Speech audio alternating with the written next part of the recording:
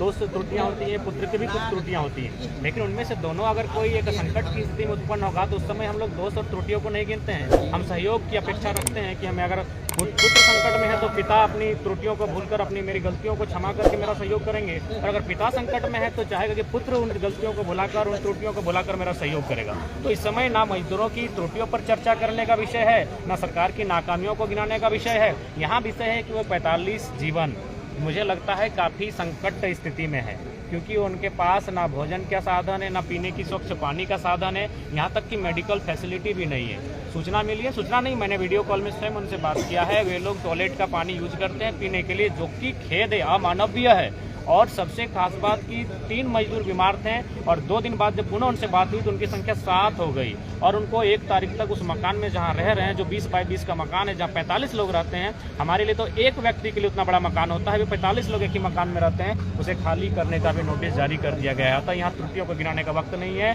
चूँकि विषय इंटरनेशनल है। अतः राज्य सरकार की जो विभाग है, जो हमारी वहाँ दूतावास है, हमारे जो राजदूत हैं, उन पर उनके साथ समन्वय स्थापित करते हुए उन्हें यथाशीघ्र वतन वापसी का प्रयास करना ही चाहिए। तो ये 4 कॉल हो चुके हैं, उनके 4 वीडियो कॉल हो गए, लेकिन कोई लगता है कि कोई उस पर कोई त्वरित कार्रवाई अभी तक नहीं हो रही है, उनको वापस लाया। ये बिल्कुल वहाँ अगर किसी नेता, किसी विधायक, किसी सांसद का पुत्र होता तो कार्रवाई त्वरित भी होती और नए नियम भी बन जाते, नए बिल भी, विधेयक भी बन जाते हैं। लेकिन चूंकि वे लोग शोषित वंचित लोग हैं, जो मजदूरी की तलाश में, दो जून की रोटी की तलाश में एक अच्छे मंजिल को पाने के ख्वाब लेकर वहाँ कर रहे हैं, इसीलिए अभी तक कार्रवाई नहीं। शायद ये लोग इंतजार कर रहे हैं कि उन 45 में से कुछ मजदूर ऐसे हैं जो शायद उनके साथ कोई अप्रिय घटना घट जाए, तब ये कार्रवाई करेंगे। ये लोग इंतजार में बैठे हैं, अभी वे जीवित हैं और हम चाहते हैं 45 के 45 जीवित भारत वापसी करें, लेकिन ये हुक्मरान कहीं इस ख्वाब में तो नहीं है कि वे कुछ अनहोनी की आशंका लगाकर तो नहीं बैठे कि उनके साथ कोई अप्रिय घटना घटे। कहीं ना कहीं ये शर्मनाक है, त्वरित कार्रवाई होनी चाहिए, उन्हें वतन वापसी का रास्ता सरकार को तैयार करना चाहिए। इसमें एक बात और है कि इसमें लोग देखते हैं कि भैया कौन जिला का है, उसी हिसाब से लोग बात करते हैं।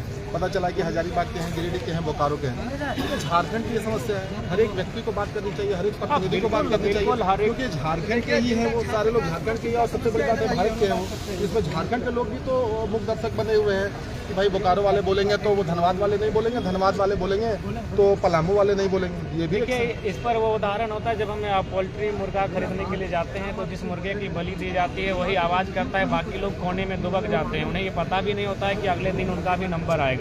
तो वही हाल हम मानव का है।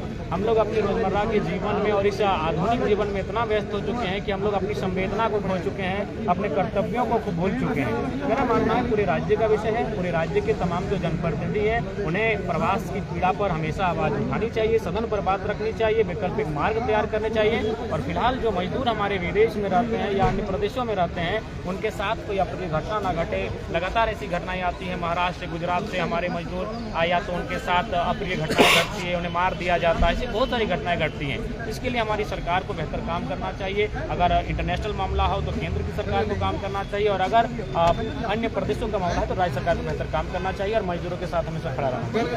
कैसे वो वापस आएंगे, उसको लेकर क्या करना चाहिए? देखिए, इसके लिए फिलहाल जो हम लोगों ने डीसी मैडम को और वहाँ डीसी महोदय को ज्ञापन दिया है, तीनों जिला में हम लोग देंगे, और ये उनके माध्यम से ईमेल हो या फैक्स के माध्यम से ये केंद्र तक जाएगा, और केंद्र के माध्यम से ये हमारे जो सऊदी के रियाद में जो हमारी दूतावास होगा वहाँ तक संदेश जाएगा, और दूतावास जब उन मजदूरों को अपने अधीन करेगा यानी अपने कंट्रोल में करेगा तो स्थितियाँ बेहतर हो जाएंगी। एक बात और है, बड़े पीड़ा के साथ ये कहना पड़ रहा है, ये देखा गया है कि जब वॉर सिचुएशन होता है तो वहाँ से निकाल कर लेकर आया जाता है तो एक खबर बन जाती है, तो ये खबर नहीं बन जाएगी इसलिए नहीं आ रही। हाँ बिल्कुल, मेरा मानना है कि ज़िंदगी होती है, चाहे आप वार से निकाल के आएँ या फिर अकाल से निकाल के लाएँ या फिर किसी मजदूर को जब कोई प्रताड़ित कर रहा है वहाँ से निकाल के आए।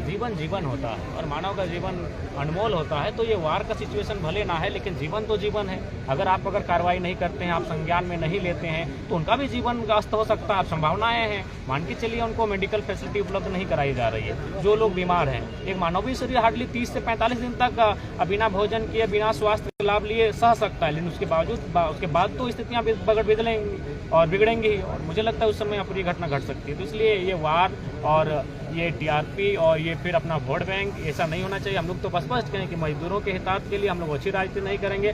जो लोग सरकार में बैठे हैं, विधायक सांसद हैं, वही लोग नेतृत्व करें, हम उनके साथ खड़े होंगे, हम उनके पीछे चलने के लिए तैयार हैं, लेकिन सकुशल उनके वतन वापसी का रास्ता तैयार हो, हम लोग यही चाहते हैं। आगे आप क्या सोचे हैं, मतलब अगर इस पर कार्रवाई नहीं होती या फिर नहीं आते नहीं होगा तो फिर हम लोग आज जिला स्तर में प्रदर्शन करेंगे। एक और बड़ा इंपॉर्टेंट सवाल है, आप मुंबई भी जा रहे थे तो जो प्रवासी मजदूर से मिल रहे थे, सबसे बड़ी पीड़ा क्या थी? वो झारखंड आना चाहते हैं, किस तरीके का वो मतलब सवाल जवाब ये संवाद हो रहा था? हाँ जी, देखिए वो झारखंड आना चाहते हैं और वे चाहते हैं कि झारखंड में ही उनके स्किल के अनुसार काम मिले। जैसे जो लोग ड्राइवर हैं तो उनका मानना है कि सरकार गवर्नमेंट के माध्यम से ट्रांसपोर्ट की व्यवस्था करे, और ऐसे भी आप देखें हजारीबाग में हमको लगता है हज़ारों जो सरकारी बस हैं वो तो कूड़े में चले गए, धनबाद में भी हज़ारों सरकारी बस कूड़े में चले गए। तो ऐसा नहीं है, मैक्सिमम वहाँ जो लोग मिले वो ट्रांसपोर्ट में है, माइंस में है, जो पत्थर खदान है, तो हमारे पास भी तो कोयला खनन है, अबरक का खनन हो रहा है, बहुत तरह के जो तत्व हैं उनका खनन किया जाता है। तो जो लोग उनका स्किल है उसके आधार पर भी काम मांग रहे हैं। वो नहीं कह रहे हैं कि अगर हम लोग को अगर ड्राइविंग का हैंडल संभालने आता है तो हमें इंजीनियर बना दीजिए या फिर डॉक्टर की सुई थमा दीजिए। अपने स्किल के अनुसार काम मांग रहे हैं और हमारे राज्य में उनके स्किल के अनुसार काम है, बस राज्य सरकार की नीयत और नीति स्पष्ट है। कैसी आपकी नीति राजनीति कैसी चल रही है, चुनाव भी नहीं जीता? देखिए फिलहाल हम लोग तो बेहतर पा रहे हैं अपने आप को, और ये तो आप लोग बताएंगे, ये मीडिया हाउस का काम है कि हम लोग कहाँ हैं, हमारा क्या परसेंटेज है, हमारी क्या स्थिति रहेगी, ये आप लोग बताइएगा, बेहतर होगा। जुड़े लोग या टूटे? नहीं, जुड़ रहे हैं लोग, जुड़ रहे हैं, लगातार जुड़ रहे हैं। टूटेंगे वही जो अपनी निजी महत्वाकांक्षा रखते हैं, जो राज्य का हितार्थ रखते हैं, वो नहीं टूटेंगे। सबसे बड़ी दिक्कत क्या हो रही है जुड़ने में? सबसे बड़ी दिक्कत यही हो रही है कि थोड़ा सा जो राजनीति का महत्वाकांक्षा होती है, बाकी सब ठीक ठाक है। जो राज्य का हितार्थ चाहते हैं वो हर हाल में हमारे साथ होते हैं। क्षेत्रीय पार्टी कहीं ना कहीं अभी जो चुनाव हुए हैं, 3 राज्यों के जो चुनाव आए थे, हिंदी राज्यों के, राजस्थान, मध्य प्रदेश और छत्तीसगढ़ का, वहाँ पर आपने देखा कि भाजपा ने क्लीन स्वीप किया है। किस तरीके से देख रहे हैं भाजपा को? हाँ देखिए, बाकी पर उत्तर भारत की अगर बात करें तो निश्चय ही भारतीय जनता पार्टी ने जिस विचारधारा को स्थापित करने का प्रयास किया है, उत्तर भारत उसी विचारधारा की हवाओं में बहती है। लेकिन जब हम झारखंड आते हैं तो थोड़ा झारखंड की विचारधारा भिन्नता रखती है। यहाँ की संस्कृति, यहाँ की भौगोलिक स्थिति, यहाँ के लोग का जीवन, रहन सहन थोड़ा सा बाकी राज्यों से भिन्न है। अतः जो भारतीय जनता पार्टी की जो विचारधारा उत्तर भारत में है, उससे कहीं ना कहीं झारखंड अपने आप को भिन्न पाएगा, और हम लोग अपनी विचारधारा के साथ, अपने नए आइडियाज़ के साथ, अपने नए मुद्दों के साथ सफल होंगे। उनकी विचारधारा को बाकी जो हमारा बॉर्डर है उस तक सीमित रखेंगे। विकल्प के लिए कोई जगह रखा है? देखिए फिलहाल तो विकल्प पर चर्चा नहीं है, जब होगी तो सबसे पहले आपके ही सामने।